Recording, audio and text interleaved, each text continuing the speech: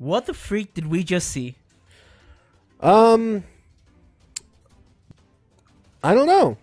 We saw some freaking fantastic, great things I've ever seen in Dragon Ball Super this episode. This episode 130. We're gonna talk about this right now. We're not gonna go over the whole episode. We just want to talk about a few key parts that I thought was very great for this episode, and that huge shocker that we all got at the end of the episode. So let's go over this. So quick summary. Most of it was just fighting against Goku versus Jiren, and Jiren's just a freaking boss. Jiren's just this powerhouse of a monster that he doesn't need Ultra Instinct to even be how strong he is. It's just ridiculous what he is. Yeah, I don't know what kind of training he went through, what Belmont taught him, but it's just freaking amazing. I think it's more just him having just strength in general. It might mental be strength and just to push forward. That's what Jiren is. He seems like a very basic character in that aspect, but then he has some depth to it in other areas that you've seen in the episodes before. And they added some Z type influences in there where, Jiren seeing this power, seeing Goku, trusting in his friends, and Jiren not wanting to go that route because that trust, that's why that's how he is who he is. He has issues because this is going later towards the episode. So the first half is them fighting. People are arguing with each other. Like the gods are saying, "How is this possible?" Jiren's not even at full strength, and then when Jiren is actually getting pushed pretty hard, he powers up, and what you see there is, and then what you see in the next. They say his dormant power has come out. Yeah, it's because it's the same thing with Goku. We had to fight Jiren in order for his Ultra Instinct to come out. Jiren had to get his dormant power to come out the same way. So that's what it was. Yeah, and so you see them fight and going all out, and at one point, Jiren looks like he's gonna win because he shoots this blast, and Goku shoots a Kamehameha wave, and the blast goes right through it and hits Goku down. And then in classic Dragon Ball style, they taught him, no, Goku, you can't lose. Get up, Goku, and he gets up, and he powers up yet again. It basically saying that he can't lose because there's people that are trusting in him Too much. He can't give up. And then he just starts wailing on Jiren, and one of the guys say oh, he's stronger now, he's quicker now, and so he starts beating up Jiren bad. And then we see this side of Jiren that I've never seen it, and it kind of goes to desperation mode. It's like when you're an animal, when you see an animal in a corner and there's nothing for it to do but to go through you. That's what Jiren went. Jiren went through that aspect of it because he was because Goku told Jiren, we're the same. He's like, I have my things and you have your things, and Jiren states basically saying, what are allies? And he's just kind of like what we said earlier before. He has these issues with having people who trust in him because it's failed time and time again. So his motive is to be strong. Strength is the only thing he needs. So in his act of desperation, he shot an energy beam at the stands where everyone is at, because I guess he just wanted to prove to Goku that that's pointless. Goku freaked out and he teleported to the blast area and he knocked it away, and it was pretty insane. Yeah, it's kind of weird that I don't think they would have died anyway, just because if he did try to kill someone I think they would have died, but I think that. But if he succeeded, he would have been eliminated. Yeah, that's what I'm saying. He would have done it either way. He would have succeeded in it. He just would have lost. Yeah, so it doesn't again, matter. I think he was kind of blinded at that whole fact of Goku's motivation to defeat him, and so that was a big thing because I didn't think Jiren would go to that level, and so that I thought was really good, showing his side of what he will do to win and what he will do to basically prove that power is everything and that he wants to go past strength. When he fought Goku the second time, he talked about getting stronger in a different aspect, not necessarily in power, but just gaining strength. So then finally Goku just starts wailing on Jiren and shoots him with a Kamehameha wave and hits him into the ground to rubble. I thought he blast through the rubble, but it was enough to he just hit put him a little enough crater. to push him there. Yeah, it was pretty intense because this was one of the scenes. So this episode was pretty intense because it showed Jiren being pushed obviously to his limits, and him getting hurt actually, and him being very emotional and anger and pain and all that stuff. And so when he got hit with that blast, he got hurt. He was hurt. He started screaming, and then the blast blew up, and he's just in that crater, just beaten up. And he he accepted his fate. Like, oh yeah, like I lost. Like I'm not gonna be able to beat you the I way can't that I am beat now. you. It's like just finish it. And Goku freaking he looks so he was so cool in this episode, and he is right there and about to shoot Jiren off, and then another huge shocker comes because we thought, according to the spoilers, that Ultra Instinct was not, again, according to the spoilers, the way that it was said, there was an implication, or there you were implying that Ultra Instinct still wasn't enough to defeat Jiren, whereas it is, but you can tell the rest, Mr. Worldwide. The way that Ultra Instinct was it did say that it was like something. It didn't feel like it was enough to beat him. But the thing is, with Ultra Instinct, it is a form that pushes you beyond your limit. So you're going above and beyond. You're using this other power inside of you to tap into, and Goku had hit his limit, like that limit, limit breaker limit. I don't know how to explain it. It sounds redundant. He's done it three times. So he broke through that limit, and it was ridiculous. It went, so what was cool is cinematically it was beautiful. So the screen went black, it went negative, and then Goku's outline was in red, and then his back just blew up with blood, like.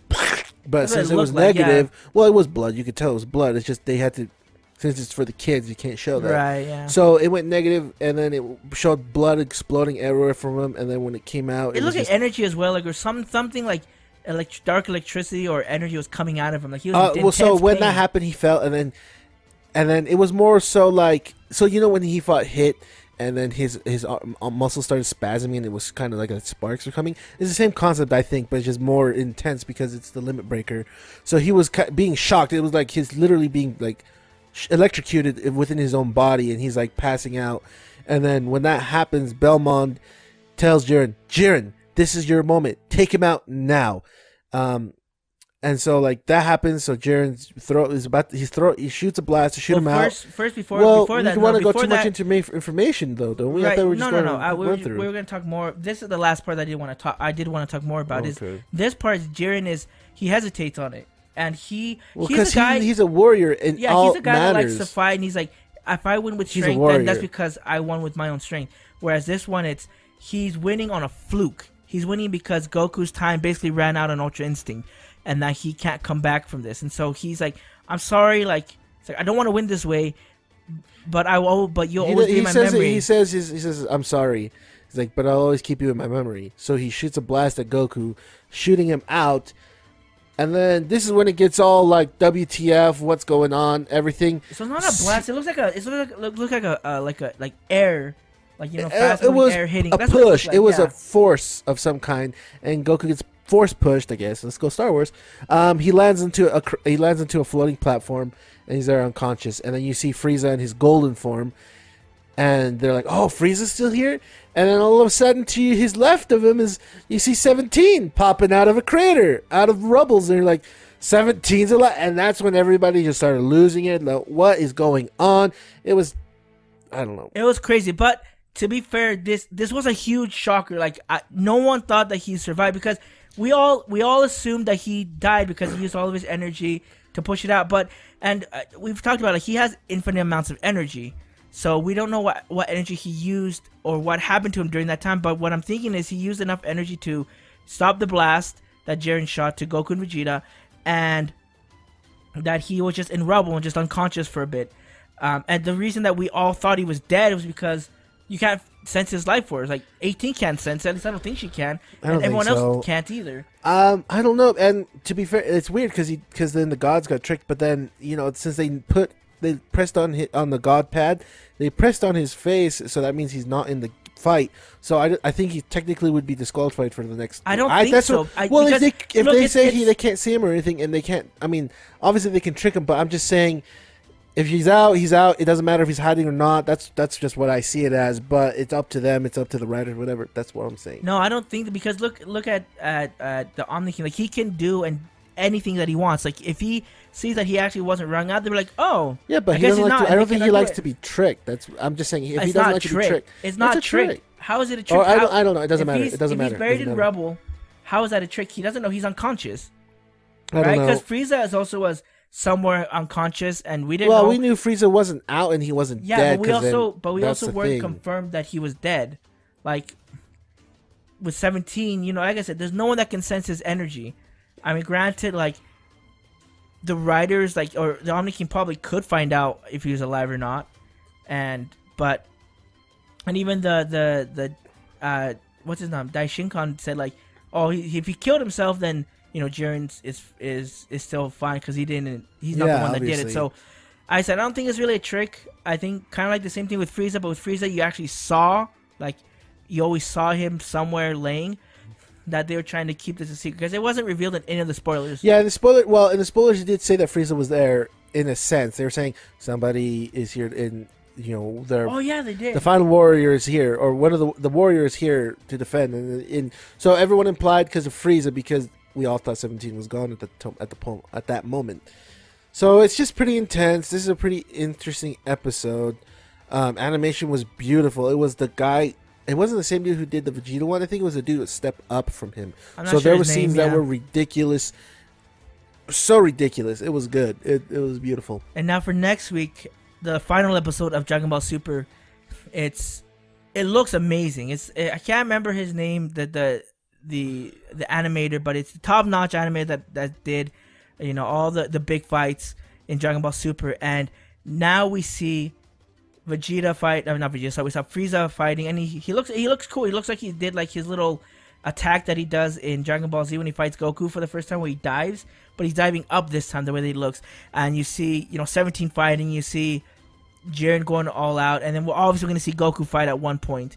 It's going to be awesome because Jiren is not at full power. I don't think he can fight at the 100% where he was. I think he's very, very weakened, which is why Frieza is fighting in his. He was fighting in his gold form at the end of this episode, and in the next week episode... Well, he just went... He was in his gold form. He was in his gold form, but I don't think he could keep it, but he's still fighting. I'm probably at 100% in his normal final form, and obviously 17 can't run out of energy, so they're going to try and fight as much as they can. And then we saw a few blasts here and there, and I think Goku's going to go to Super Saiyan Blue one last time. I don't know. I'm not entirely sure, but that's what it looks like. Or maybe just Blue Blast. But anyway, just freaking crazy episodes. Awesome.